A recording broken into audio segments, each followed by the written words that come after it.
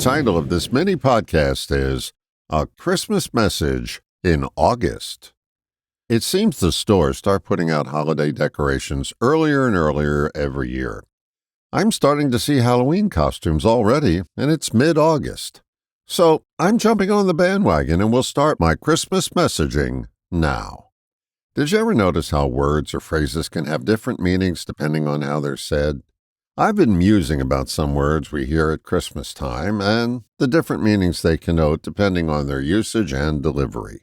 Let's try a few on for size. Good, bad, naughty, nice. Good and bad are childhood words we were weaned on.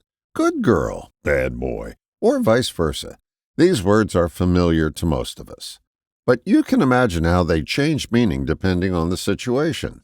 Let's pretend that you've given your boss 3 pieces of unwelcome business news, and then moments later you hit him with a 4th. His response is, "Oh, good." How about naughty and nice? Naughty and nice have different meanings in the homeroom than they do on the honeymoon. No need to spell that out for you. So what's the larger point? Watch your language. Watch your delivery. Good and bad are words that have lots of emotional baggage attached to them, and you'd be better served using synonyms you learned in high school as substitutes. Things like productive, counterproductive, useful, not useful, those come to mind. Dr. Dave Dobson taught us that good and bad are words we were toilet trained with, and even though we use and perceive those words in different contexts as adults, there's still a part of us that harkens back to that trying period when we hear those words. Dave called it a transderivational search. Our mind is looking for all the references we have for any word when we hear it. It happens at mind-numbing speed, but all contexts are considered.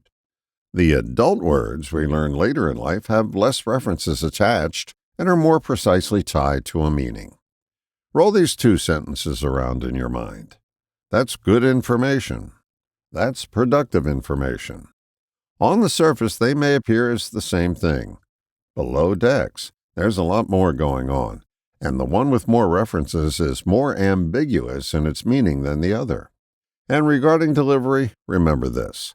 Sarcasm is like a spice. It can accent a meal or ruin it.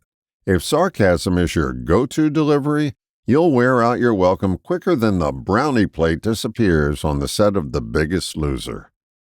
Here's a Yuletide tip in August.